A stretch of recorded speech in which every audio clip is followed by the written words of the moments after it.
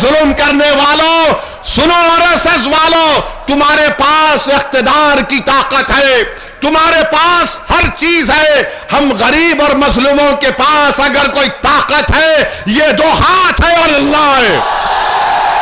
ये दो हाथ है और अल्लाह है। हम हर बार अल्लाह के सामने अपनी बात को रख रहे हैं। इंशाअल्लाह ताला जब नमरूद और फिरौन का इख्तिदार नहीं रहा तो तुम्हारा इख्तिदार कहां रहेगा? जब यजीद पलीद हो गया तो तुम्हारा जुल्म कहां पर रहेगा?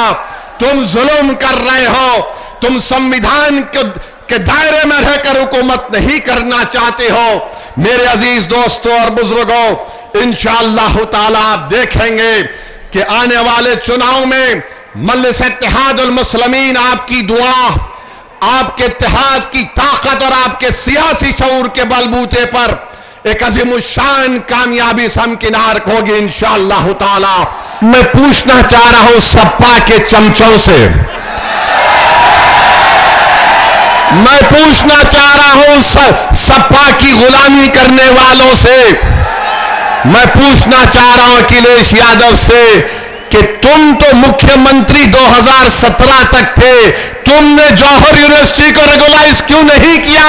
अगर 1973 का कानून था तो तुमने क्यों नहीं किया?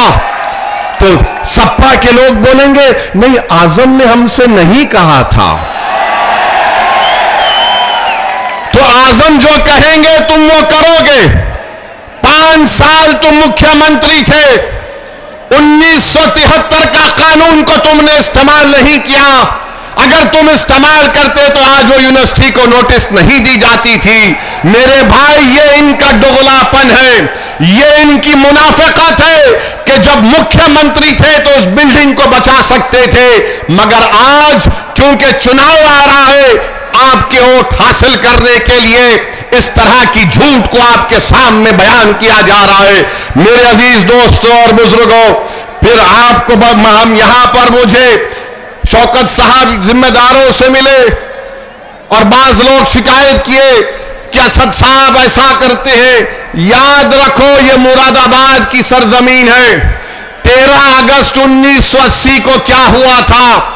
नौजवानों, मेरी इस बात को अपने जहन में याद रखो, अपने दिमागों में, दिलों में कलम बंद कर लो कि 13 अगस्त 1980 को मुरादाबाद की ईदगाह की ग्राउंड पर जब लोग खुशी खुशी ईद उल फितर की नमाज पढ़ने आए थे, 40,000 लोग नमाज पढ़ने आए थे, उन पर पीएसी की तरफ से गोलियां बरसा दी गई। जलियांवाला बाग में इतने लोग अंग्रेजों ने नहीं मारे, जनरल डायर ने इतने लोगों को नहीं मारा था जलियांवाला बाग में, उससे ज्यादा मुरादाबाद की ईदगाह पर मुसलमानों का खून इस जमीन पर गिरा, उनको शहीद कर दिया गया। बताओ उस वक्त असदुद्दीन ओवैसी कहां था? बताओ असदुद्दीन ओवैसी पर उंगली उठाने वालों, मेरी उम्र 11 साल की थी जब 13 अगस्त 1980 को हुआ। बताओ तुम उसका क्या जवाब दोगे?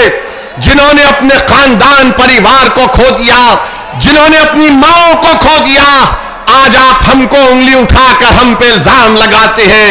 अरे तुम खुला बोल दो कि तुम समाजवादी पार्टी और कांग्रेस की चमचागिरी करने की कसम खाए हो जिंदगी भर। तो मुस्लिम नौजवानों को उनका मुस्तकबिल खराब करने की कसम खाए हो। बता दो, तुम बताओ तुमने क्या हासिल किया? अरे अखिलेश मुख्यमंत्री थे, मुजफ्फरनगर का कांड हुआ, 50,000 मुसलमान बेघर हो गए और तुम आकर असदुद्दीन ओवैसी पर गाली देते। अरे रखो गाली मुझे, मैं कोई फरिश्ता नहीं हूं, मगर याद रखो तुम्हारी झूठ और तुम्हारी गाली, तुम्हारे इल्जामात मेरे हौसलों को पस्त नहीं कर सकेगी। मैं जब तक जिंदा रहूंगा जालिमों से मुकाबला करता था और करता रहूंगा इंशाअल्लाह ताला।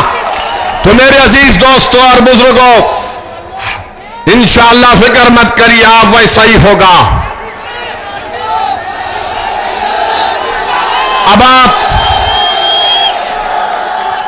ठाकुर द्वारा विधानसभा असदुद्दीन ओवैसी को गाली देने वालों, जरा ये तो बता दो कि महकमे माल उत्तर प्रदेश की रेवेन्यू डिपार्टमेंट ने ठाकुर द्वारा तहसील में 36 मस्जिदें, मदरसे, मज़ारात और कब्रिस्तान को बुलडोजर करने की एक लिस्ट बनाई है।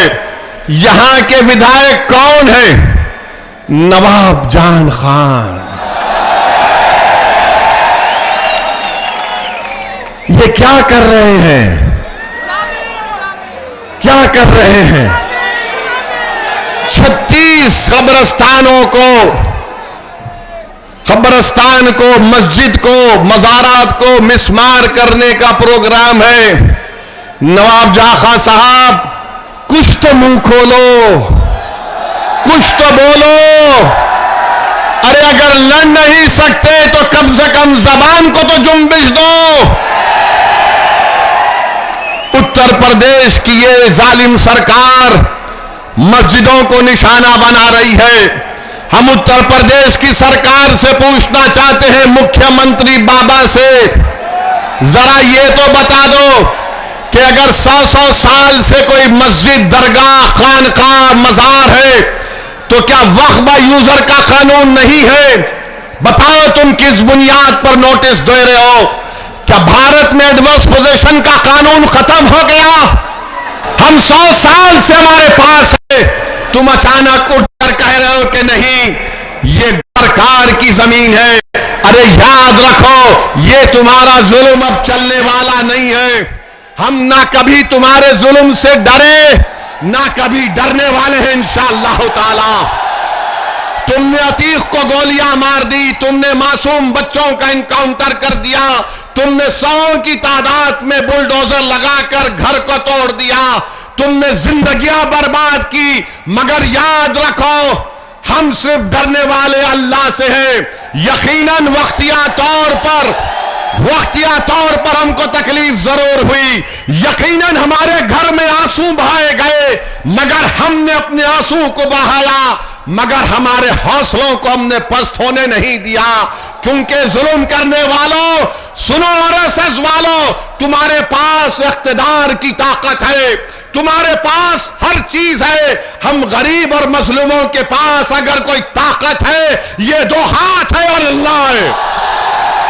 ये 2 हाथ है और अल्लाह है। हम हर बार अल्लाह के सामने अपनी बात को रख रहे हैं।